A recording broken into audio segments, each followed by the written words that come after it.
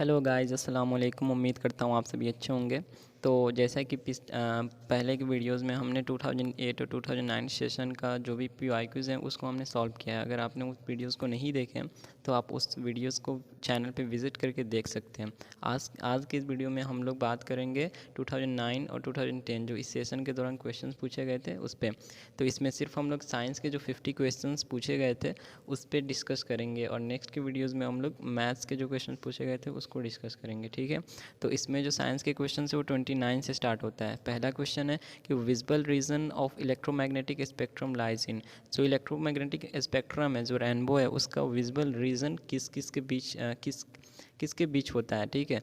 उसका visible region क्या है, किस में लाई करता है। तो उसका करेक्ट आंसर ये है, आपको याद रखना है इसको, कि 10⁻⁻6 टू 10⁻⁷ मीटर इसके बीच जो है वो लाई करता है विजिबल रीजन। क्वेश्चन नंबर 30 जो है ये समझने वाला है। An object is placed in front of A concave mirror. एक कॉनकेव मिरर के सामने जो एक ऑब्जेक्ट को रखा गया है जिसका रेडियस ऑफ कर्वेचर 40 सेंटीमीटर है, और जो ऑब्जेक्ट को रखा गया वो रखा गया at a distance of 10 centimetre. 10 centimetre के डिस्टेंस पे उसको रखा गया है।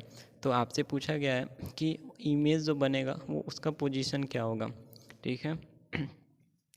तो आपको मालूम होना चाहिए कि जो कॉनकेव मिरर होता है उसमें 5 ऐसे केस होते हैं जिसमें रियल और इन्वर्टेड इमेज बनता है, और एक ऐसा केस होता है जिसमें कैसा बनता है, तो उसमें जो है बिहाइंड द मिरर बनता है, ठीक है, वर्चुअल और इरेक्ट इमेज बनता है। तो इसको हम यहाँ पे देखते हैं। तो इसमें बोला है कि ये कॉनकेव, सपोज़ ये कॉनकेव मिरर है और ये हमारा फोकस है और ये हमारा रेडियस ऑफ कर्वेचर, ठीक है, ये कर्वेचर हो गया। तो ये जब 40 सेंटीमीटर है तो हमें मालूम है कि radius of curvature is equal to 2 into F, ठीक है।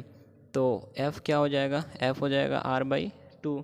आर कितना है, रेडियस कर्वेचर 40 है तो ये हो जाएगा 20, यानी कि यहाँ से यहाँ तक की बीच की कितनी दूरी होगी, 20 हो गई। ऑब्जेक्ट को रखा गया है 10 सेंटीमीटर पे, तो हम ये कह सकते हैं कि ऑब्जेक्ट को यानी कि फोकस और पोल के बीच रखा गया है, ठीक है, फोकस और पोल के बीच, जो कि 10 सेंटीमीटर है।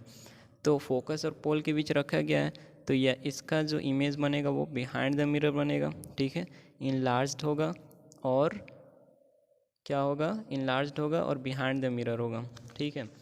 तो इसका इमेज जो है पॉजिटिव में 10 होगा, डिस्टेंस जो होगा वो पॉजिटिव में 10 हो जाएगा, ठीक है। तो पूछा है कि the position of the image, तो माइनस वाला तो हो नहीं सकता क्योंकि कार्टेशियन प्लेन पे अगर इसको रखेंगे तो नेगेटिव साइड नहीं बनेगा, ठीक है, क्यों वर्चुअल बनेगा तो ये राइट साइड में बनेगा। तो 20 पे भी नहीं बन सकता है। फोकस पे कैसे बनेगा, जब फोकस और पोल के बीच रखा गया है। तो इसका करेक्ट आंसर ऑप्शन सी होगा, 10 सेंटीमीटर, ठीक है। नेक्स्ट क्वेश्चन दिया है कि how many electrons would pass through a given cross section in 1 second to constitute a current of 1 ampere. इसमें पूछा है कि 1 सेकेंड में कोई भी एक कंडक्टर है, ठीक है, एक एम्पियर 1 एम्पियर का करंट अगर पास होता है तो कितने इलेक्ट्रॉन्स जो है पास होंगे, ठीक है। No how many electrons would pass through a given cross section 1 second to constitute a current of 1 ampere, ठीक है। तो हम लोग जानते हैं कि जो चार्ज होता है, चार्ज इक्वल टू होता है N/E, ठीक है। और एक फार्मूला आपको याद होना चाहिए कि एक और फार्मूला होता है कि I इज़ इक्वल टू क्या होता है, Q/T होता है। तो यहाँ से हम Q इज़ इक्वल टू क्या लिख सकते हैं, I/T। I क्या है, I जो है एम्पियर, ठीक है, करंट का ऐसा यूनिट, और T क्या है, टाइम, यानी कि Q is equal to N/E, और इज़ इक्वल टू क्या लिख सकते हैं, I/T लिख सकते हैं। यहाँ पे N क्या है, नंबर ऑफ़ इलेक्ट्रॉन्स, और E क्या है, चार्ज ऑन 1 इलेक्ट्रॉन, ठीक है। तो यहाँ से हम क्या करेंगे, तो नंबर ऑफ़ इलेक्ट्रॉन हमको निकालना है। तो नंबर ऑफ़ इलेक्ट्रॉन्स को हम n ले लेते हैं, ठीक है। और चार्ज ऑन 1 इलेक्ट्रॉन, ये तो मालूम है कि 1.6 इंटू 10⁻⁻19 होता है। Charge on 1 electron equal to I कितना है, करंट जो है वो 1 एम्पियर है, तो 1, टाइम कितना है, टाइम है 1 सेकेंड। तो नंबर ऑफ़ इलेक्ट्रॉन क्या हो जाएगा, 1/1.6 इंटू 10⁻⁻19। जब आप इसको सॉल्व करेंगे तो इसका करेक्ट आंसर हो जाएगा 6.25 इंटू 10⁻18। ठीक है, 6.25 इंटू 10⁻18। क्वेश्चन नंबर 32 देखते हैं। तो दिया है कि freezing point of water, water जो है कितने इसका किस टेम्परेचर पे जो ये फ्रीज़ हो जाता है, तो 0 डिग्री सेल्सियस पे ये फ्रीज हो जाता है, ठीक है। नेक्स्ट क्वेश्चन दिया है कि which one of the following is true, इसमें से कौन जो है सही है।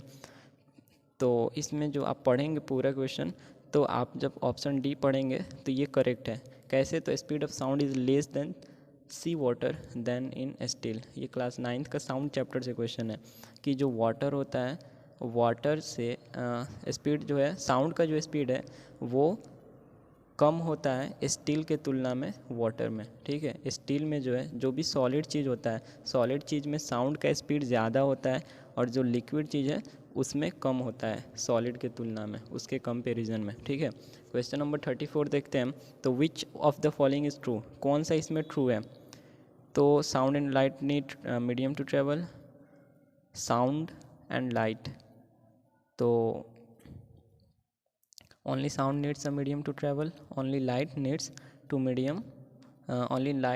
a medium to travel, ठीक है। तो इसका जो करेक्ट आंसर होगा, इसका करेक्ट आंसर हो जाएगा आपका, इसका बी हो जाएगा कि जो साउंड होता है उसको मीडियम की ज़रूरत होती है, लाइट को मीडियम की ज़रूरत नहीं होती है, ठीक है। वो वैक्यूम में भी ट्रैवल कर सकता है लेकिन साउंड जो है वैक्यूम में ट्रैवल नहीं कर सकता, इसको मीडियम की ज़रूरत होती है। तो ऑप्शन नंबर बी इसका करेक्ट आंसर होगा। क्वेश्चन नंबर 35 देखते हैं। तो दिया है कि sometimes we find dogs chasing motorcycles and we usually don't account for it, the reason, यानी कि सिंपल पूछ रहे हैं कि जो मोटरसाइकिल्स होता है उसको देखकर कुत्ते क्या करते हैं, उसको चेस करने लगते हैं, पीछा करने लगते हैं, तो इसका मेन रीज़न क्या है, ठीक है। तो इसका हो जाएगा वो दे लिसन टू साउंड्स, वो क्या करते हैं, वो साउंड्स को सुनते हैं, इसी वजह से वो क्या हो जाते हैं, वो चेज़ करने लगते हैं मोटरसाइकिल्स को, ठीक है। नेक्स्ट क्वेश्चन है, ये न्यूमेरिकल बेस्ड क्वेश्चन है कि if 1 unit of electricity, 1 unit का कॉस्ट दे दिया है, पूछा है कि how much 1 would have to pay, कितना पे करना होगा अगर हम 1000 वाट का बल्ब यूज़ कर रहे हैं, ठीक है, कंटिन्यूसली फॉर 30 डेज़, 30 दिनों के लिए 1000 वाट का अगर हम बल्ब यूज़ कर रहे हैं, ठीक है। तो चलिए इसको सॉल्व करते हैं। तो दिया है पहले कि 1 यूनिट का 5 रुपीज़ है, ठीक है, और पावर कितना है, तो 1000 वाट का, ठीक है। तो इसका हम टाइम निकाल लेते हैं कि टाइम कितना, तो कंटिन्यूसली है, यानी कि 30 दिन कंटिन्यूसली हम यूज़ करते हैं, लगातार यूज़ करते हैं। तो 30 दिन और एक दिन में 24 घंटे होते हैं, इसको हम आवर में चेंज कर लेते हैं। तो 3 4 ज़ा 12, 3 2 720 आवर्स हो जाएगा, ठीक है। इतना आवर्स ही यानी हम यूज़ कर रहे हैं। तो वर्क डन क्या हो जाएगा, वर्क डन यानी कि पावर इज इक्वल टू होता है वर्क डन बाई टाइम, तो work done is equal to power into time. Power कितना है 1000 और टाइम कितना है 720 और 3 0, ठीक है। इतना क्या हो जाएगा, इतना जूल हो जाएगा वर्क डन, ठीक है।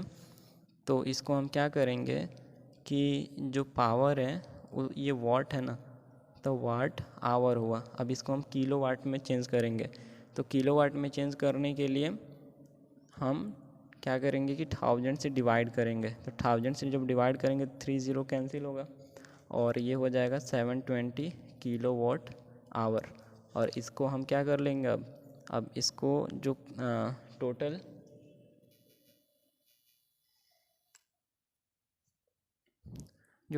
मनी है, तो टोटल मनी निकाल लेंगे। तो मनी के लिए क्या कर लेंगे, तो 720 किलो वाट आवर है, यानी कि 720 यूनिट हो गया, ठीक है। क्योंकि 1 unit is equal to 1 kilowatt hour होता है, तो ये हो गया 720 यूनिट हो गया। और इसको 5 से मल्टीप्लाई कर लेंगे तो ये हो जाएगा 3600 रुपीज़, 3600 रुपीज़ हो जाएगा। तो इसका option number B correct answer है। नेक्स्ट क्वेश्चन है 37। Two charges of the same magnitude are separated by a distance of 100 cm and the force acting between them is इतना, the charge on one of them। तो ये बहुत ही simple है, बस formula put करेंगे तो ये वैल्यू आ जाएगा। फोर्स एक चार्ज पार्टिकल Q1, एक है Q2, इसके बीच का जो डिस्टेंस है यानी कि जो रेडियस है वो 100 सेंटीमीटर दिया है। तो इसको सेंटीमीटर में चेंज करेंगे तो ये हो जाएगा 1 मीटर, ठीक है। और फोर्स दे रखा है, पूछा है कि सेम मैग्नीट्यूड का है, तो सेम मैग्नीट्यूड का है तो हम इसको क्या करेंगे कि फोर्स इज इक्वल टू होता है K into Q1 into Q2 by R square. ठीक है, क्योंकि दोनों का मैग्नीट्यूड सेम है तो दोनों अगर हम Q लेते हैं तो दोनों क्या हो जाएगा, Q स्क्वायर हो जाएगा क्योंकि दोनों का मैग्नीट्यूड सेम है, और ये आर स्क्वायर हो जाएगा। ठीक है, और हमको निकालना है यहाँ पे charge, each one of them charge निकालना है। ठीक है, तो ये क्या हो जाएगा, K Q square is equal to F R square. ठीक है, तो Q square is equal to हो जाएगा एफ आर स्क्वायर बाई के, और अब यहाँ पे के का वैल्यू क्या हो जाएगा, क्यू का वैल्यू हो जाएगा under root F R square by K, जिसमें से आर बाहर आएगा और ये हो जाएगा एफ बाई के। ठीक है, और इस पे हम वैल्यू को पुट करेंगे तो इसका आंसर आ जाएगा। ठीक है, और यहाँ पे के जो है कांस्टेंट है, इसका वैल्यू जो होता है वो आपका हो जाएगा 8.99 इंटू 10⁻9, या सिंपल 9 इंटू 10⁻9 आप रख सकते हैं। ठीक है, अब नेक्स्ट इसको रखेंगे तो आपका करेक्ट आंसर डी हो जाएगा 10⁻⁻6 कूलम का। क्वेश्चन नंबर 38 है कि drift speed of the conduction electrons in house hold जो वायरिंग होता है उसमें ड्रिफ्ट स्पीड ऑफ कंडक्शन क्या होता है, इलेक्ट्रॉन का जो कंडक्शन होता है उसका ड्रिफ्ट स्पीड क्या होता है। तो अगर ऑप्शन को ऑब्जर्व करें तो 1 सेकंड में 100 मीटर, 1 सेकंड में 330, 1 सेकंड में ये लाइट का स्पीड तो हो ही नहीं सकता, और 1 सेकंड में 330 मीटर और 100 मीटर ये भी पॉसिबल नहीं है। ठीक है, तो 1 सेकंड में जो है ये जाएगा पॉइंट में। ठीक है, तो ये जो होगा करेक्ट आंसर होगा, ऑप्शन नंबर ए जो है करेक्ट आंसर है। ठीक है, क्वेश्चन नंबर 39 है कि बिग बैंग थ्योरी एक्सप्लेन्स, तो बिग बैंग थ्योरी क्या बताता है, इवोल्यूशन ऑफ यूनिवर्स का जो एवोल्यूशन है वो कैसे हुआ ये चीज़ बताता है। इस वजह से जो है बहुत से इख्तलाफ भी होते हैं रिलीजन और बिग बैंग को लेके। क्वेश्चन नंबर 40 है कि in the following reaction what is missing particle, missing particle क्या है, तो ये आपका जो रिएक्शन है वो न्यूक्लियर रिएक्शन है, ये यूरेनियम है, ये बैरियम है, ये क्रिप्टॉन है। ठीक है, और ये न्यूट्रॉन्स ठीक है, न्यूट्रॉन्स है, तो इसका मिसिंग पार्टिकल यहाँ पे क्या होना चाहिए, तो यहाँ पे गामा पार्टिकल होगा। जब ये न्यूक्लियर रिएक्शन होंगे तो उसमें गामा पार्टिकल जो होंगे वो प्रोड्यूस होंगे, तो ऑप्शन ए हो जाएगा गामा पार्टिकल्स। ठीक है, क्वेश्चन नंबर 41 कि what is the approximative mass of proton, mass proton का मास अप्रॉक्स में कितना होता है, तो वो याद रखना है कि 1 mu होता है, 1 एटॉमिक मास यूनिट होता है। क्वेश्चन नंबर 42 जो है 42 जो दिया है इक्विवेलेंट रेजिस्टेंस अक्रॉस ए और बी के बीच इक्विवेलेंट रेजिस्टेंस क्या होगा। ठीक है, तो ये दोनों क्या है पैरेलल में, तो पैरेलल में जब निकालेंगे तो 1/r प्लस 1/r ये हो जाएगा 2/r, और इसको हम क्या करेंगे r/2, इसको हम पलट देंगे तो r/2 इसका क्या हो जाएगा इक्विवेलेंट, सॉरी इसका पैरेलल में हो गया। ठीक है, तो ये हो गया r/2, और ये r जो है सीरीज़ में तो इसको ऐड कर देंगे तो ये हो जाएगा हमारा 2r यानी कि 3r/2, ऑप्शन नंबर सी हो जाएगा 3r/2। क्वेश्चन नंबर 43 है कि Mohan could see a clearly up to a distance of 2 metre, 2 metre देख सकता है। ठीक है, और ये आपका क्वेश्चन है कलरफुल वर्ल्ड वाला क्लास 10 का। He wanted to see clearly up to 10 metre, 10 metre का वो देखना चाहता है, तो कैसा लेंस उसको आप एडवाइस करेंगे और पावर क्या होगा उसका। ठीक है, इसमें थोड़ा दिमाग लगाने वाला बात है, वो जो है 2 मीटर देख सकता है, यानी कि इससे हम क्या अंदाज़ा लगा सकते हैं कि जो नॉर्मल विज़न होता है वो 25 सेंटीमीटर होता है। ठीक है, 25 सेंटीमीटर होता है, वो 2 मीटर का देख सकते हैं, यानी कि वो तो नज़दीकी उसका सही है, नज़दीक का तो वो देख सकता है। वो देखना चाहता है 10 मीटर तक का। ठीक है, वो देखना चाहता है 10 मीटर तक का, यानी कि उसका नज़दीकी तो सही है, दूरी सही नहीं है। ठीक है, यानी कि उसका है क्या, तो वो मायोपिक बोल सकते हैं, मायोपिक आई है। अब मायोपिक आई है तो इसके लिए पहले हमको अगर पावर निकालना है, तो मायोपिक आई है तो हमको मालूम है कि उसके लिए कॉनकेव लेंस लगता है। ठीक है, तो ये तो हो गया कॉनकेव लेंस लगेगा, लेकिन पावर निकालने के लिए फोकस चाहिए, फोकल लेंथ चाहिए, और फोकल लेंथ हमको मालूम करना पड़ेगा। तो सबसे पहले जो ऑब्जेक्ट डिस्टेंस होगा, यानी कि वो 10 मीटर को देखना चाहता है, तो ऑब्जेक्ट डिस्टेंस क्या होगा जो देखना चाहता है, यानी कि -10 हो जाएगा, -10 क्या हो जाएगा, -10 मीटर इसका ऑब्जेक्ट डिस्टेंस होगा। इमेज कहाँ तक का देख सकता है, वो 2 मीटर तक का देख सकता है, तो इमेज डिस्टेंस हो गया इसका -2।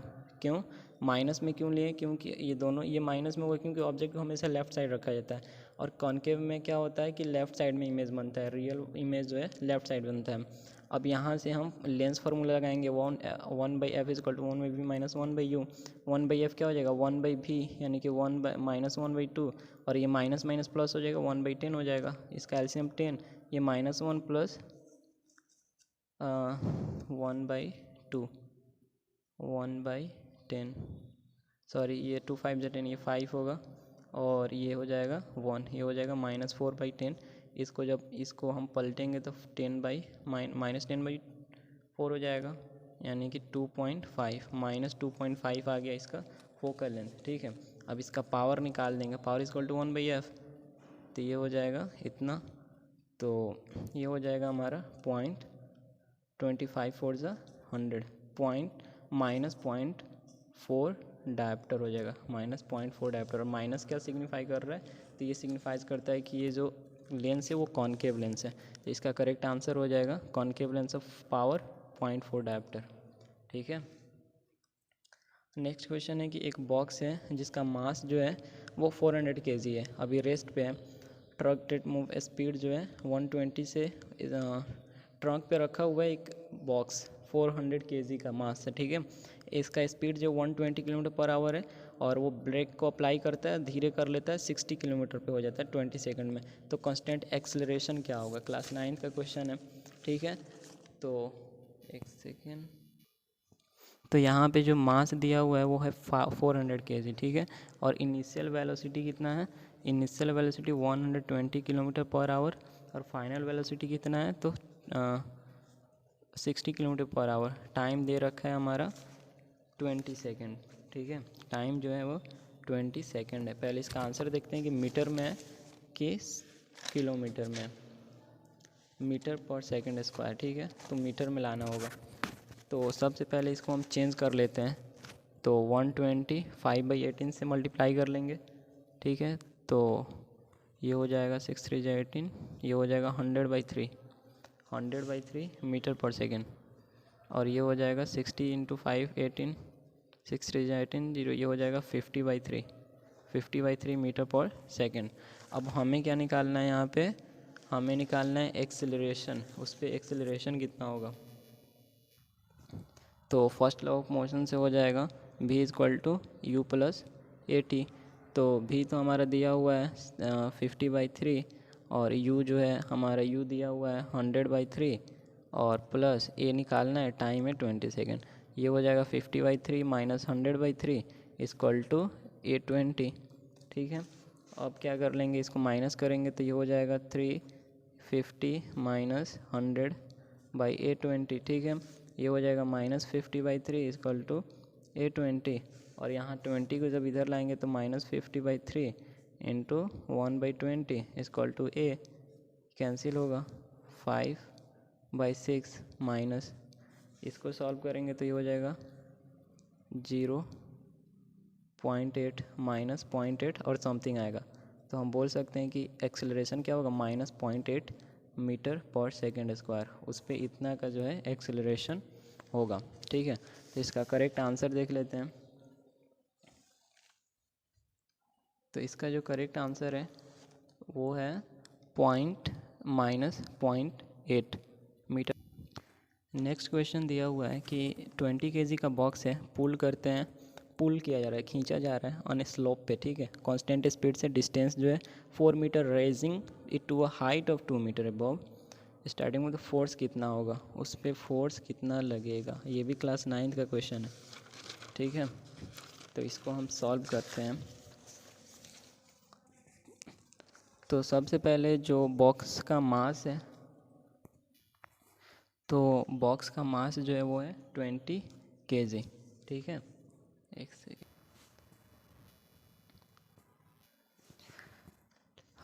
तो यहाँ पे जो फोर्स निकालेंगे हम, तो फोर्स का यहाँ फार्मूला होगा m × g × h, क्योंकि यहाँ पे स्लोप की बात हुई है। ठीक है, हाइट जो है, हाइट है 2, और जो स्लोप से उठा हुआ है वो है हमारा, एक सेकेंड, वो है 4 मीटर। ठीक है, 4 मीटर है। तो यहाँ पे जब हम साइन का वैल्यू लगाएंगे तो हमारा थीटा निकल जाएगा। साइन थीटा = होता है p/h, तो p है 4, और परपेंडिकुलर क्या है, तो परपेंडिकुलर है 2। तो 4/2 सॉरी P पहले तो परपेंडिकुलर आएगा 2/h, यानी कि P है हमारा 2 और हाइपोटेन्यूस है 4। 1 सेकेंड। तो इसको कैंसिल करेंगे हम, तो ये हो जाएगा 1, ये हो जाएगा 2, 1/2। तो 1/2 किसका वैल्यू होता है, तो साइन 30 डिग्री इक्वल टू होता है 1/2। ठीक है, थीटा का वैल्यू आ गया 30 डिग्री। और यहाँ पे सॉरी mgh नहीं होगा, mg इंटू साइन थीटा होगा। ठीक है, अब यहाँ पे वैल्यू को पुट कर देंगे तो आंसर हमारा निकल जाएगा। तो साइन m कितना है 20, g कितना है, तो g कितना होगा g होगा 10 ले लेते हैं, और साइन थीटा 30 यानी कि 1/2। ठीक है, तो ये हो जाएगा 10 यानी कि 100 न्यूटन। करेक्ट आंसर इसका 100 न्यूटन हो जाएगा। ठीक है तो हमने क्या किया कि फोर्स यहाँ पे क्या होगा mg into sine theta.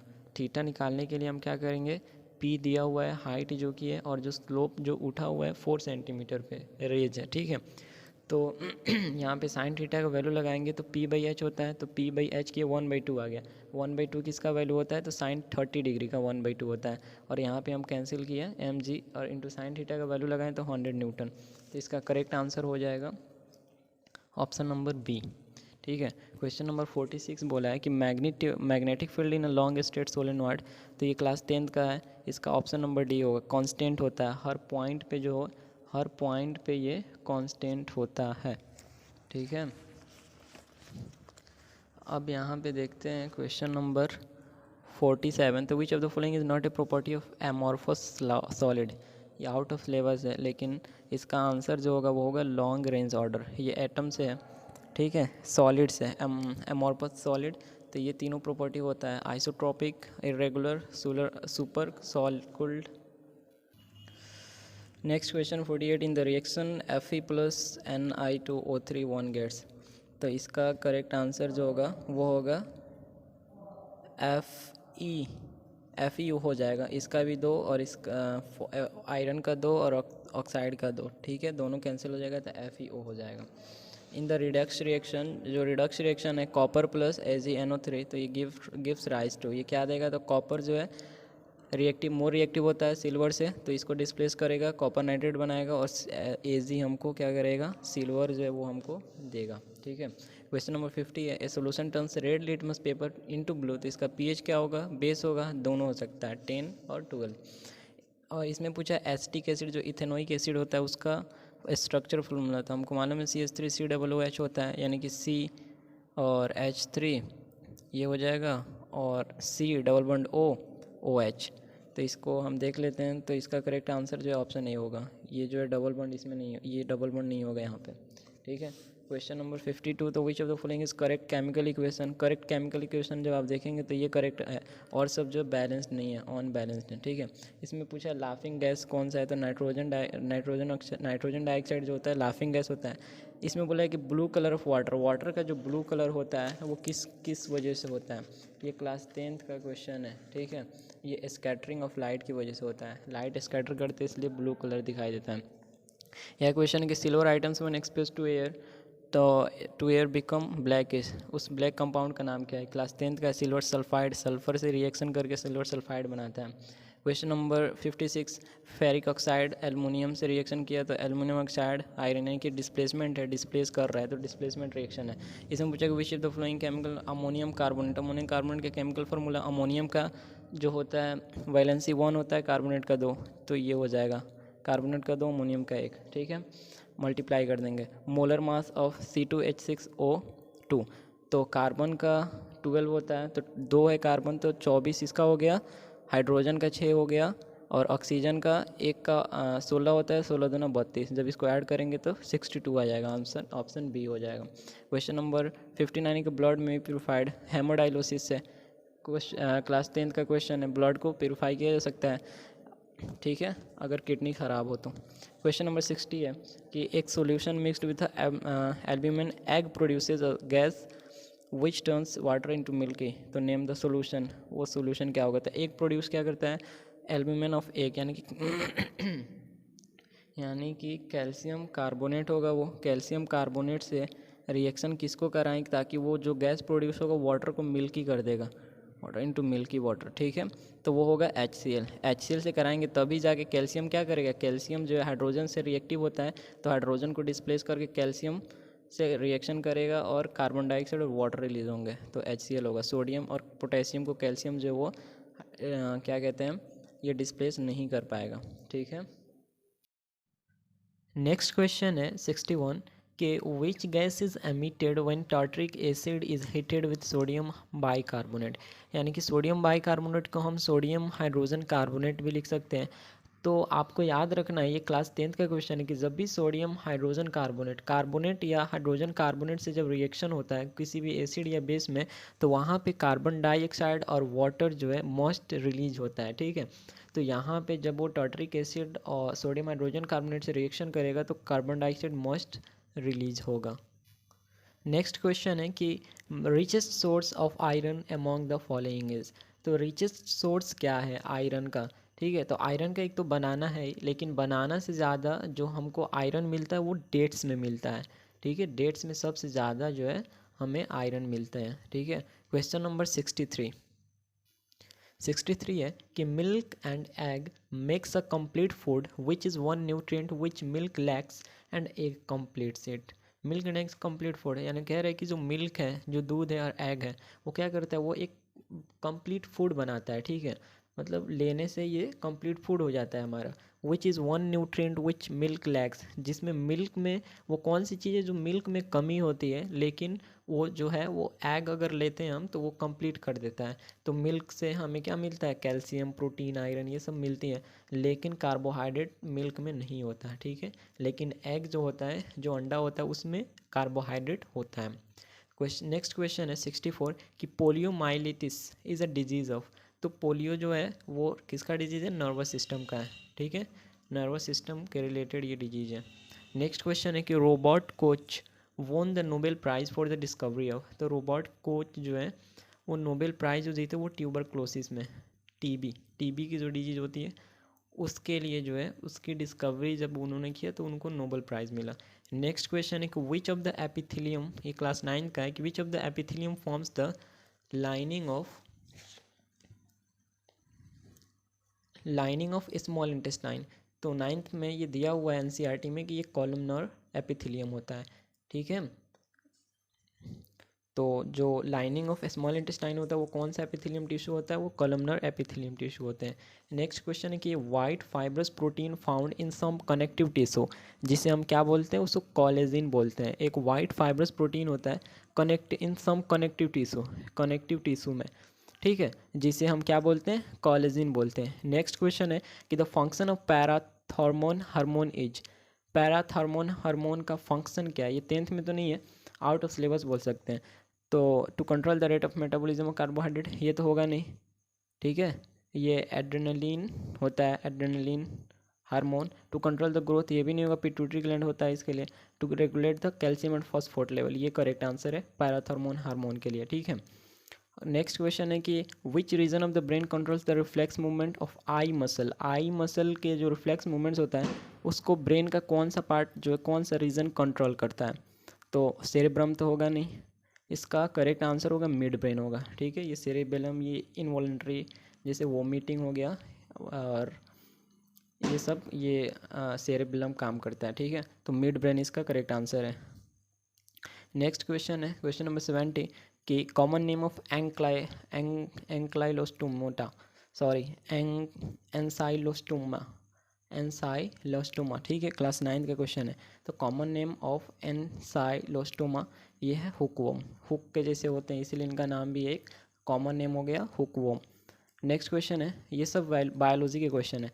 एक्विसेटम belongs to which group of plant, equisetum, ये 9th का क्वेश्चन है। जो equisetum diversity of living organism, इस चैप्टर से क्वेश्चन है। एक्विसेटम किस ग्रुप, प्लांट के किस ग्रुप से बिलोंग करता है, तो ये टेरिडोफाइटा से, यानी कि इनमें जो होता है कंडक्शन का ये चीज़ डेवलप होते हैं, conduction of minerals and water, ठीक है, यानी वेस्कुलर टिश्यू बोल सकते हैं। Question number 72 which division of kingdom Plantae are without specialised vascular tissue, जिसमें वेस्कुलर टिश्यू नहीं होता है वो कौन सी डिवीज़न है, तो वो तो ब्रायोफाइटा भी होते हैं और हमारे थैलोफाइटा दोनों ही होता है, ठीक है।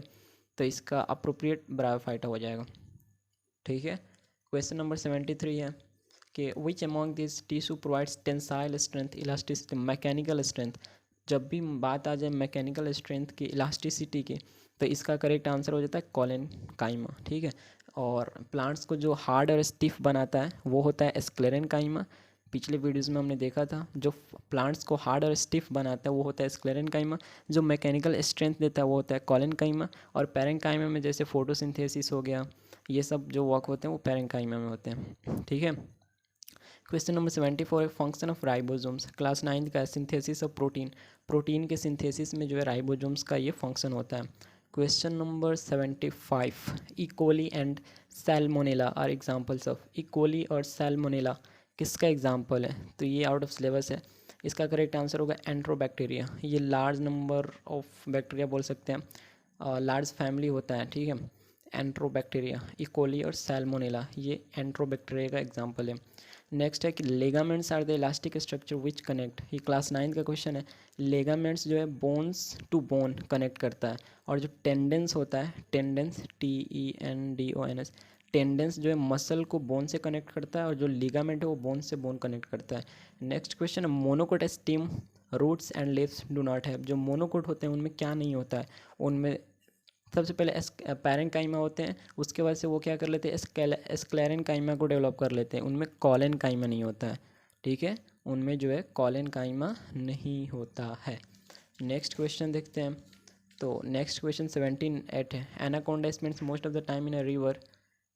ये जीके का क्वेश्चन आ गया। इसका आंसर, करेक्ट आंसर हो जाएगा आपका अमेजन, ठीक है। तो जीके क्वेश्चन आप देख लेंगे, क्योंकि जीके कुछ खास नहीं पूछता। जो भी करेंट अफेयर्स होते हैं उस ईयर के या उसके पिछले ईयर के जो भी करेंट अफेयर्स है उससे जीके आते हैं, और इंडो इस्लामिक से क्वेश्चंस आते हैं, जैसे कुरान हो गया, और आपका ये इस्लाम कैसे आया, उसके हिस्ट्री क्या है, जो भी मुग़ल एम्पायर हैं उन्होंने क्या क्या किया, उसके रिलेटेड 10 क्वेश्चंस आते हैं। तो इस चीज़ को आप लोग देख लेंगे, ठीक है। और इस चैनल से जुड़े रहें, इसको सपोर्ट करें और सब्सक्राइब करें नेक्स्ट वीडियोज़ में, और आप कमेंट करें कि कैसे वीडियोज़ सही है। और नेक्स्ट वीडियो में हम लोग इंशाल्लाह जो मैथ्स के पोर्शन है इसको कंप्लीट करेंगे। Okay, bye, thank you.